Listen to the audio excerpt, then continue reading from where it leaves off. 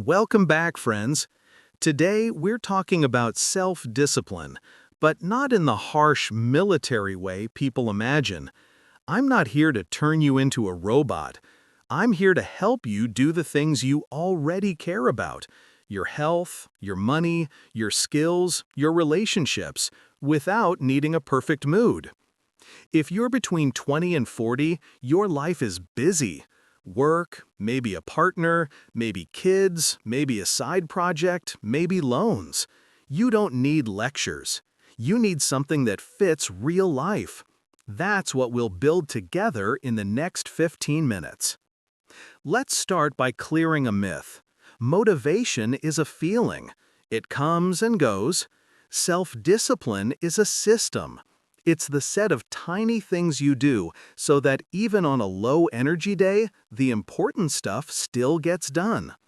When people say, "I need more willpower," what they usually need is a simpler start, fewer obstacles, and a way to get back on track after a slip.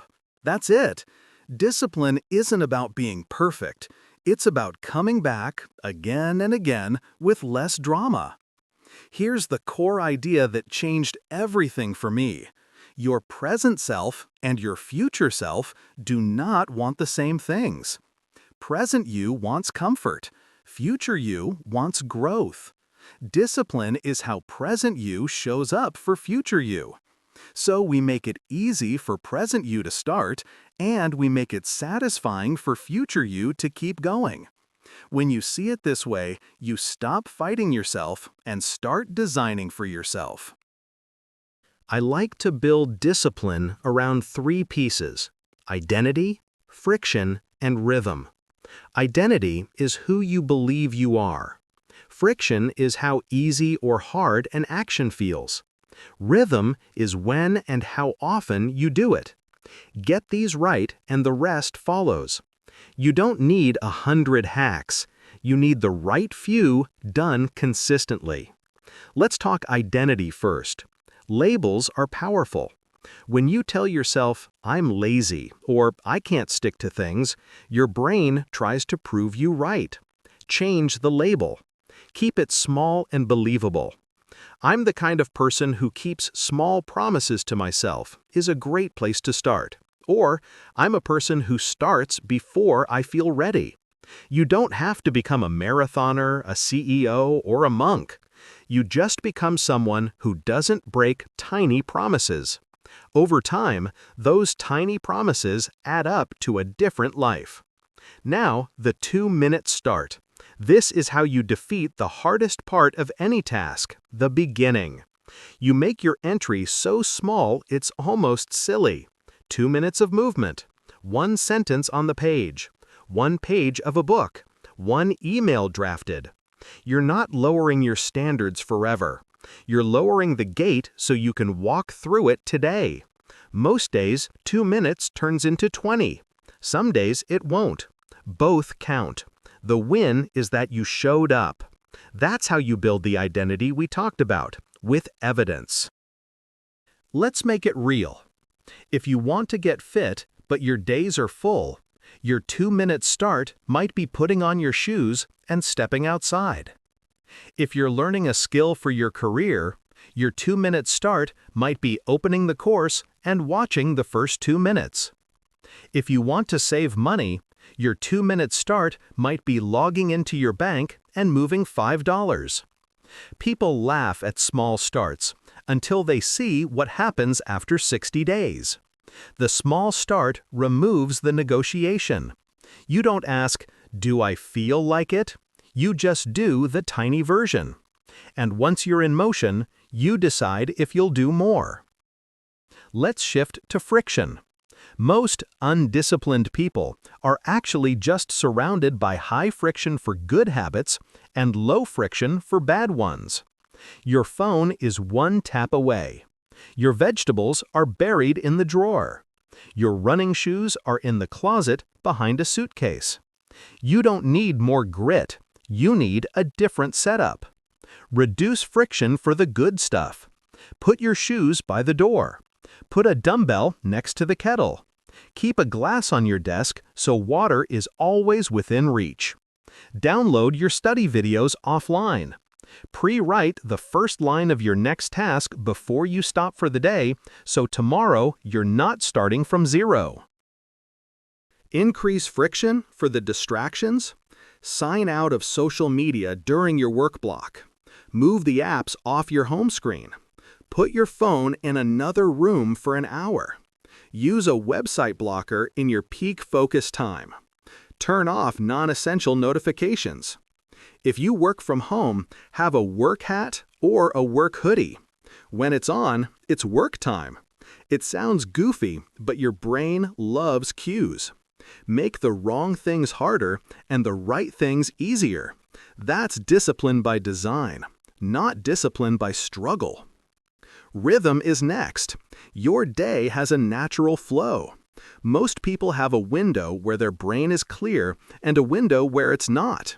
You don't have to be a morning person to be disciplined, but you do need to know your best hour and guard it.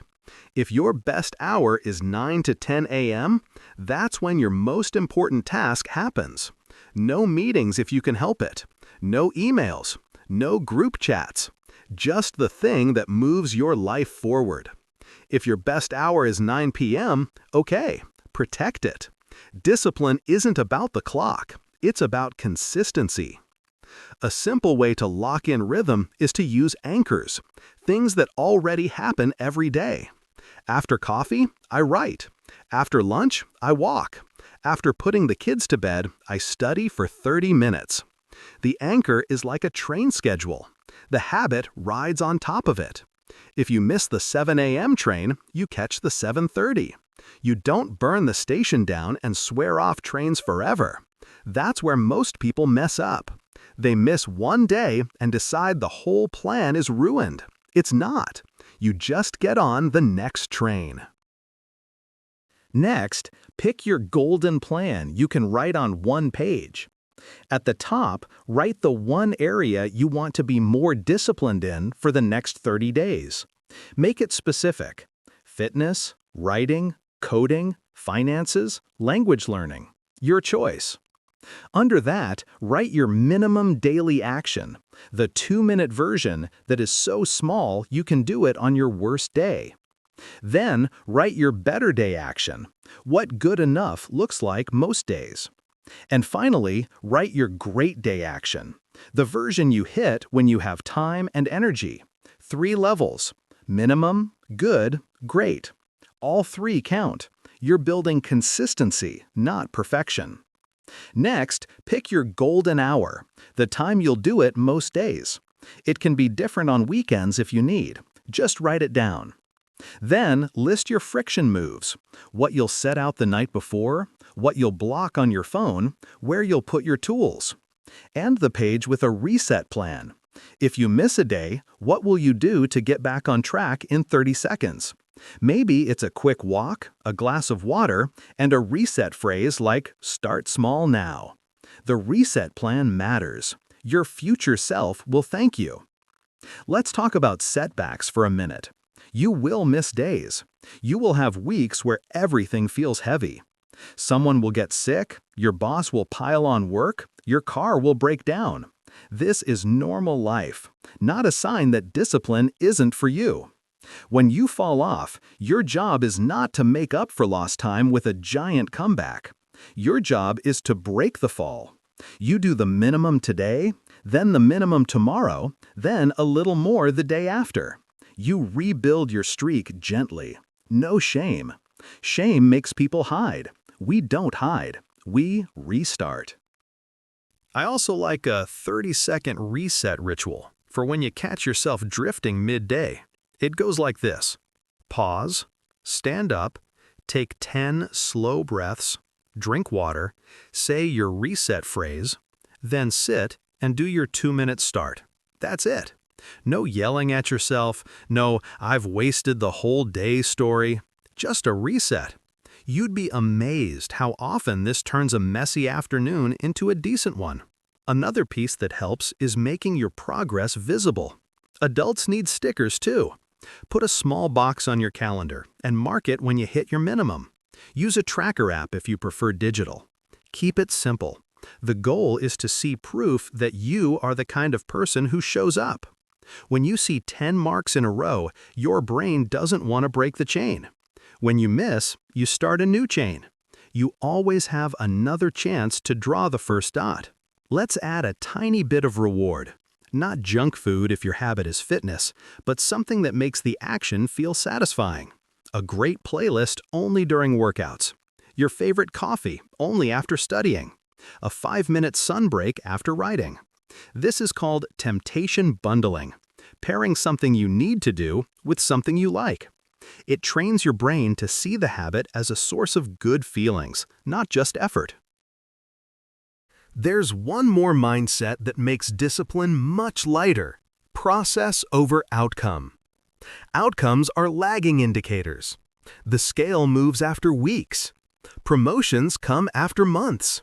Savings grow after many paychecks. If you only stare at outcomes, you'll feel like nothing is happening and quit. Keep your eyes on the process you control today. Did you do your 2-minute start? Did you protect your golden hour? Did you follow your 1-page plan? That's success. The outcomes are a side effect. Some people worry that discipline will make their life boring. The opposite is true. Structure protects your time so you can actually enjoy your life. When you know you moved your body, paid yourself first, learned a skill, and gave attention to what matters, you carry less guilt.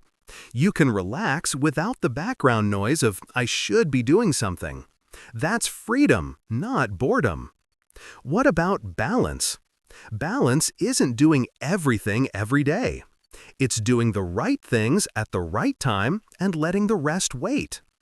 If you're in a sprint at work this week, your habits might shrink to the minimum. If you're on vacation, you might switch to maintenance mode. Walks, water, reading, no big pushes. Discipline flexes with your season. You're in charge. If you want to go a step further, borrow a trick from past you to help future you. End each workday by setting up tomorrow's first step. Open the document and write the next sentence as a starter. Lay out your clothes. Place your book on the pillow. Send a calendar invite to yourself for your golden hour. You're making the path so obvious that present you can't miss it. Tiny prep, big payoff. Let me give you a simple template you can repeat every week. On Sunday night, look at your week and pick one focus habit. Write your minimum, good, and great versions. Circle your golden hour for 4 days. Decide your friction moves. Choose your small reward. Then run the play. If the week goes sideways, use your 30-second reset and hit the minimum. On Friday, take 5 minutes to review. What worked? What got in the way? What will you adjust? That's it. 1 page, 1 week at a time. I know this sounds almost too simple, but simple is what survives real life. The fancy plans break when you're tired. The simple plan bends and keeps going. You don't need to overhaul your identity or wake up at 4 a.m. You need to start small today, design your environment, guard your best hour, and keep coming back. That is self-discipline in everyday language. Do the next right thing, make it easy to do, repeat when you can, and forgive yourself when you can't. Then do it again. Before we wrap, I want to say this clearly. You are not behind. You're exactly on time to start the next chapter. Your future self doesn't need a superhero. They need you, consistent, kind, and a little stubborn. If you build this gentle kind of discipline, you won't need to rely on big waves of motivation. You'll be the wave. All right, here's your first move. Pick one, just one. Write your 2-minute start on a sticky note and place it where you'll see it in the morning. Decide your golden hour for tomorrow. Set out one thing that reduces friction. Then show up for 2 minutes. If it turns into more, great. If it doesn't, you still won. Do it again the next day, and the next. In a few weeks, you'll look back and realize you've become the kind of person who keeps small promises. That's when everything else gets easier. Thanks for spending this time with me. If this helped, share it with someone you care about. And tomorrow, when that tiny voice says, "I'll do it later," smile and say, 2 minutes now, then start. If this video gave you even one useful idea, hit subscribe to Motivational English and tap the bell so you don't miss the next one. Share this with a friend who's fighting procrastination or building better habits. Your share helps the channel reach more learners worldwide. Drop a quick comment with your next small step for tomorrow, and I'll cheer you on. See you in the next video.